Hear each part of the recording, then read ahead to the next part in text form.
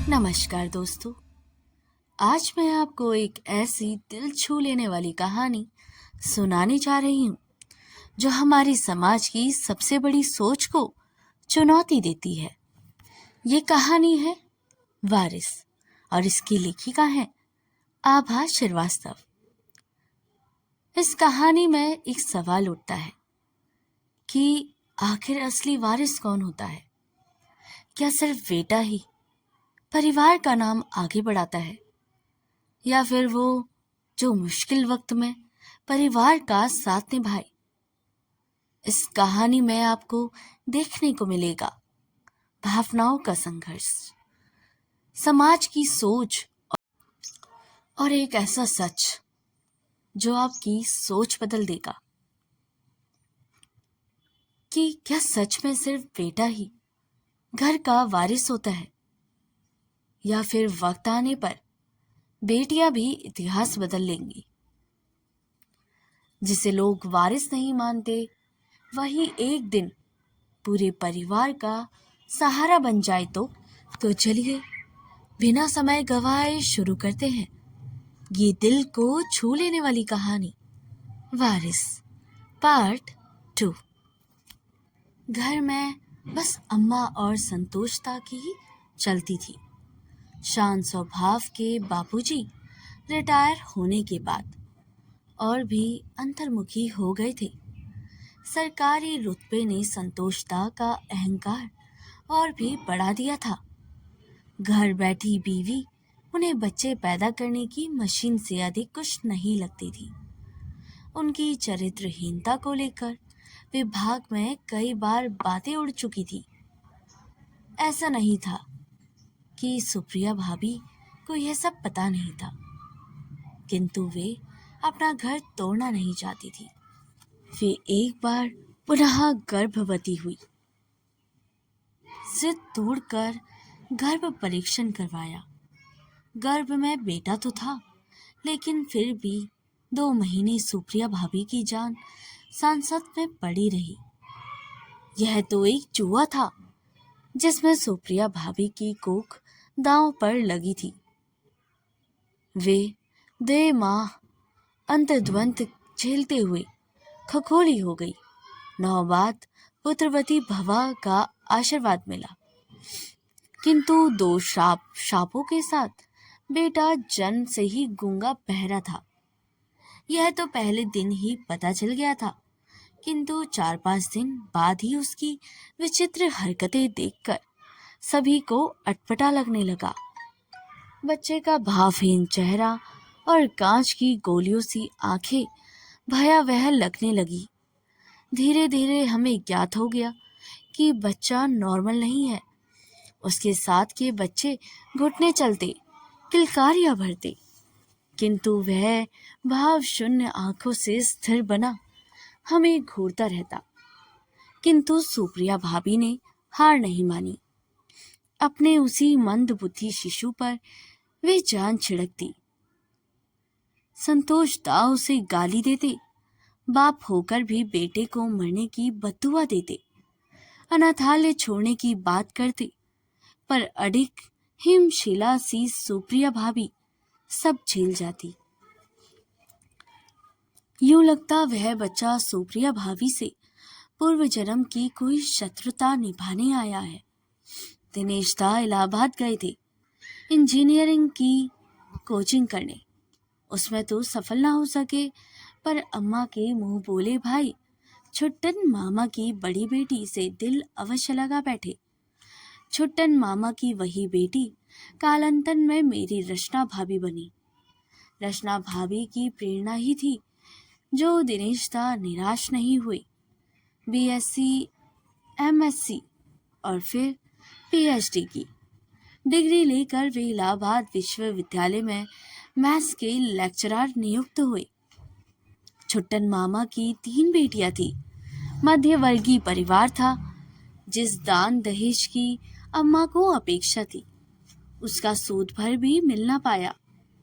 सुप्रिया भाभी जहां सोने से पीली होकर मायके से आई थी, वही रचना भाभी के पास मात्र शगुन भर के कपड़े और गहने थे।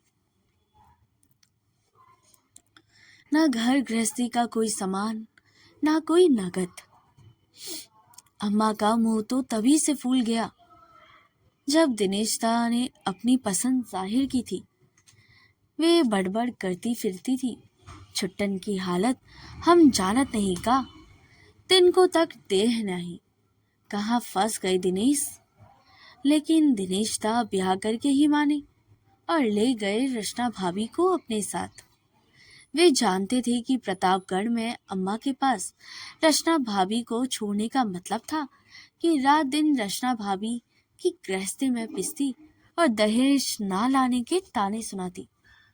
दिनेश दा और रचना भाभी की गृहस्थी अभी बस ही रही थी कि जाने किसकी नजर लग गई। दिनेश दा की तबीयत गिरी गिरी रहने लगी और एक दिन सहसा पता चला कि उनको दोनों किडनी बेकार हो चुकी है। वे दोनों एक बार फिर प्रतापगढ़ लौट आए, जिस नरक से दिनेश दा रचना भाभी को बचाना चाहते थे, उससे भी बड़े नरक में विधाता ने उन्हें धकेल दिया था। संतोष दा ने भाई की हालत देखी तो पीछे नहीं हटे। पैसा पानी की तरह बहाने को तैयार थे वे, जैसे बहू को अम्मा रात दिन दहेज के लिए कोसती थी। ना जाने क्यों वही बहू अनायास ही पान के पत्ते की तरह फेरी जाने लगी। फिर एक दिन अम्मा दिनेश दा और रचना भाभी को लेकर संतोष दा हैदराबाद चले गए। चंद महीनों बाद वे सब दिनेश दा की किडनी ट्रांसप्लांट करा कर लौटे। जो कुछ सुना मैंने सुनने रह गई। यह संयोग ही था कि संतोष दा और रचना भाभी दोनों की ही किडनी दिनेश दा के लिए उपयुक्त थी। संतोष दा तो तैयार थे, किंतु अम्मा ने रचना भाभी से यह त्याग करने को कहा। रचना भाभी तो अपनी जान देकर भी दिनेश दा की जान बचाना चाहती थी। किडनी तो बहुत मामूली चीज थी, किंतु अम्मा का स्वार्थ मुझे तत्क्षण समझ में आ गया था। वे नहीं चाहती थी कि उनके बेटे दो दो किडनी के साथ जिए। ऐसे में दोनों की ही जान पर कभी न कभी बन सकती थी। यह सब मुझे टुकड़ों टुकड़ों में दिनेश दा ने बताया था। हैदराबाद से लौटते ही रचना भाभी पर मानो कहर टूट पड़ा। दिनेश दा के लिए डॉक्टर ने कई हिदायतें बताई थी। रचना भाभी पूरे नियम से अपने पति की सेवा में तत्पर थी कि अम्मा ने 6 ही दिन में उन्हें दिनेश दा के कमरे से क्या, अपने घर से ही लात मार कर बाहर धकेल दिया। वे लाख रोती रही, घर की दहलीज पर सर पटकती रही, किंतु अम्मा नहीं पसीजी। बेहद क्रूरता से बोली, दान दहेज तो लाई नहीं, बाप के घर से नंगी बूची चली आई। अरे गुर्दा देकर कोनो एहसान नहीं किया, हमने बेटे पर दहेज के बदले गुर्दा दिया है तूने। उस समय अम्मा साक्षात डायन सी लग रही थी। भीष्म पितामह जिस प्रकार द्रौपदी का चीरहरण होते हुए देख चुप रह गए थे, उसी प्रकार बापूजी सब कुछ देख सुनकर भी अम्मा से कुछ न बोल पाए। संतोष दा भी रचना भाभी के साथ हुए अन्याय के मुख्य साक्षी थे। वे भाई और पिता अपनी बाहें बेटी पर जान छिड़कते हो, वे अपने ही घर में दूसरी बेटी पर होते हुए अन्याय को देखकर कैसे निर्विकार रह जाते हैं, यह बात मैं आज तक समझ नहीं पाई हूँ। सुप्रिया भाभी देवरानी की जुगत चुपचाप कैसे देख रही थी। अम्मा के खिलाफ कुछ बोलने का मतलब था अपने बच्चों को अनाथ कर देना। बाबूजी ने इतने अवश्य किया कि रोती कलपती गर्भवती रचना भाभी को उनके मायके छोड़ आए। रचना भाभी के गर्भवती होने के बाद मात्र मुझे ही पता थी और मैं उस समय ससुराल में थी। अम्मा ने रचना भाभी को घर से धकेल अवश्य दिया था, किंतु दिनेश दा की सेवा करना उनके बस का ना था। आए दिन कभी दवा देना भूल जाती तो कभी टॉयलेट की सफाई। वही हुआ जिसका डर था। दिनेश दा को किडनी इन्फेक्शन हो गया। हालत दिन ब दिन गिरती रह गई। प्रतापगढ़ छोटा सा कस्बा था। वहां के डॉक्टरों ने दिनेश दा को पीजीआई लखनऊ भिजवाया।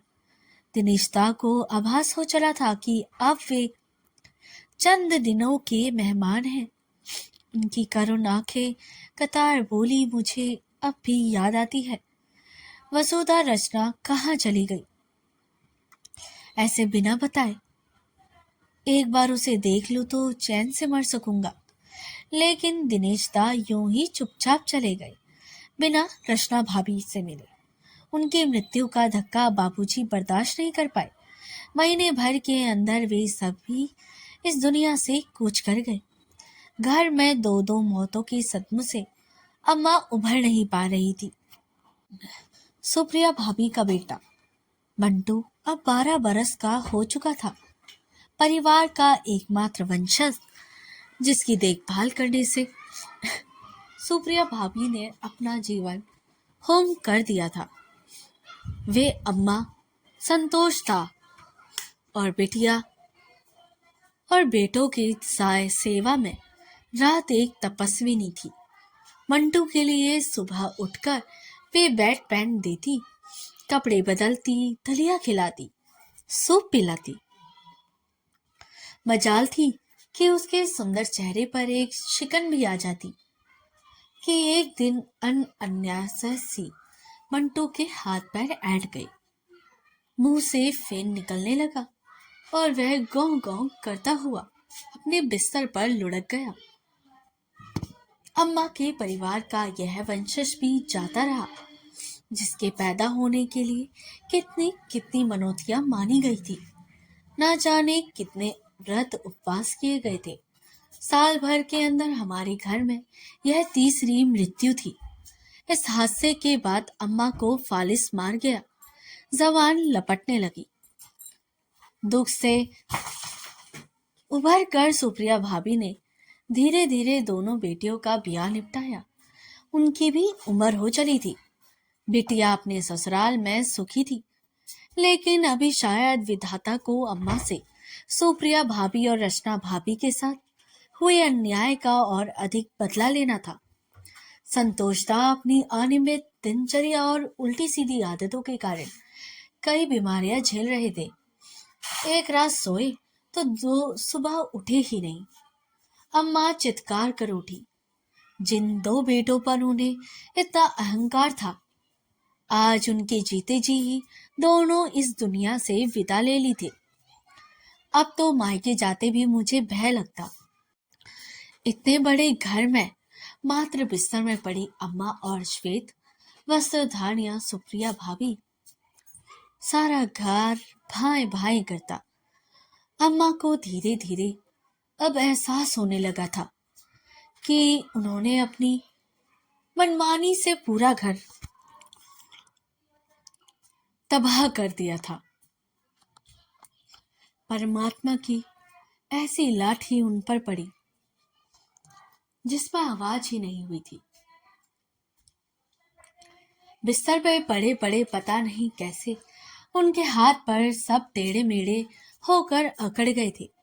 पीठ पर भयानक बेड सोर हो गए थे। टट्टी पेशाब सब बिस्तर पर ही हो रही थी। धन्य थी सुप्रिया भाभी, जो अम्मा की देखभाल सगे बच्चों से भी बढ़कर कर रही थी। संतोष दा के ना रहने के बाद भी से ही अम्मा की बची खुची बोलने की शक्ति भी जाती रही। वे वही अम्मा थी जिनकी एक हुंकार पर पूरा परिवार नाचता था। कहते हैं वृद्ध और नंग दंतहीन शेर तक लाचार हो जाते हैं। फिर अम्मा तो इंसान थी। वे 87 बरस की हो चुकी थी। पता नहीं कितने दिन इस हालत में और गुजारने थे। इसे दुनिया में व्यक्ति स्वर्ग और नर्क दोनों भोगता है। गौ गौ करते हाथ जोड़कर बिस्तर पर पड़ी अम्मा सुप्रिया भाभी से रात दिन पता नहीं क्या क्या कहती थी। शायद क्षमा ही मांगती थी। सुप्रिया भाभी निर्विकार भाव से अम्मा के सब काम निपटाती और बचे हुए समय में गीता रामायण पढ़ती। उस बार दिल्ली से लौटकर मैं एक बार फिर प्रतापगढ़ गई। यह मेरा घर था, जहाँ बचपन के अल्हड़ दिन बीते, जहाँ से डोली उठी। यूं लगता अभी बापूजी दफ्तर से लौटकर पुकारेंगे, वसुधा बिटिया, एक गिलास पानी तो ले आ, और ये सब्जी का झोला चौके में रख दे। अम्मा और दो दो भाभीियों के रहते कितनी रौनक हुआ करती थी। वे दिन कहाँ उड़ गए पता ही नहीं। इतना समय बीत गया कि अपने ही घर पराया लगने लगा। मुझे देख सुप्रिया भाभी दौड़ी आई, गले लगा लिया। अम्मा को कुछ भी होश न था। उनके हाथ पैर एक ही मुद्रा में अकड़े थे। बस सांसों के चलने और पलकों के झपकने से पता चलता था कि वे जीवित हैं। फिर एक दिन अचानक किवाड़ खड़के। बरसों बाद रचना भाभी एक बार फिर ससुराल की दहलीज पर खड़ी थी, इसी घर के वंशज आदित्य को लेकर। सुप्रिया भाभी दौड़कर पूजा घर में गई और शंख फूंक दिया। शंखनाद सुनकर अम्मा की स्थिति पुतलियों में कुछ चमक दिखी तो मैं चीख पड़ी, अम्मा देखो तो कौन आया है। बड़ी कठिनाइयों से उन्हें सहारा दिया। रचना भाभी को देखकर उनके आंसू बह निकले। क्या ये पश्चाताप के आंसू थे? वे कुछ कहना ही चाह रही थी कि आदित्य ने आकर उनके चरण स्पर्श कर लिए। बरसों बाद अम्मा के मुंह से एक शब्द निकला, दिनेश, और कड़ की आवाज के साथ उनके अकड़े हुए हाथ पैर सीधे हो गए, गर्दन एक तरफ लुढ़क गई। तो दोस्तों, यह कहानी यहीं पर समाप्त होती है। दोस्तों, वारिस एक सामाजिक और भावनात्मक कहानी है जिसमें परिवार, परंपरा और बदलती सोच के बीच टकराव को दिखाती है। कहानी का मुख्य विषय यह है कि समाज में अक्सर लड़के को ही परिवार का वारिस या उत्तराधिकारी माना जाता है, जबकि लड़कियां को इतना महत्व नहीं दिया जाता। कहानी में एक ऐसे परिवार को दिखाया गया है जहां बेटे की चाह में बेटियों को नजरअंदाज और लज्जित किया जाता है, उनके साथ दुर्व्यवहार किया जाता है। लड़की को वे एक बोझ समझते हैं और लड़के को अपना उत्तराधिकारी समझते हैं। समय के साथ साथ परिस्थितियां बदलती हैं और वही बेटियां अपने माता पिता का सहारा भी बन सकती हैं, उनका ध्यान रखती हैं, जिम्मेदारियां निभाती हैं। और यह कहानी यह भी साबित करती है कि सच्चा वारिस वही होता है जो कर्तव्य निभाए, चाहे वह लड़का हो या लड़की। वारिस होने का मतलब सिर्फ जन्म से नहीं होता, बल्कि अपने कर्म और जिम्मेदारियों से तय होता है। समाज की पुरानी सोच को बदलने की जरूरत है, जहां बेटा बेटी में भेदभाव किया जाता है। तो दोस्तों, इस कहानी से हमें यही सीख मिलती है कि असला वारिस वही होता है जो अपने परिवार की जिम्मेदारियों को निभाए, चाहे वह बेटा हो या बेटी। अगर आपको यह कहानी पसंद आई हो और इसने आपकी सोच को थोड़ा सा भी बदल दिया हो, तो इस वीडियो को लाइक जरूर करें। अपने दोस्तों, अपने परिवार के साथ, अपने परिवारजनों के साथ और अपने मित्रों के साथ, अपने सहपाठियों के साथ शेयर जरूर करें। और ऐसे ही दिल को छू लेने वाली कहानियों के लिए हमारे चैनल को सब्सक्राइब करना बिल्कुल ना भूलें। और हाँ, आप बताइए, आपके हिसाब से असली वारिस कौन होता है? कमेंट में जरूर लिखिए। या क्या आप भी मानते हैं कि बेटियां किसी से कम नहीं होती? अपने विचार कमेंट में जरूर करें। तब तक के लिए नमस्कार।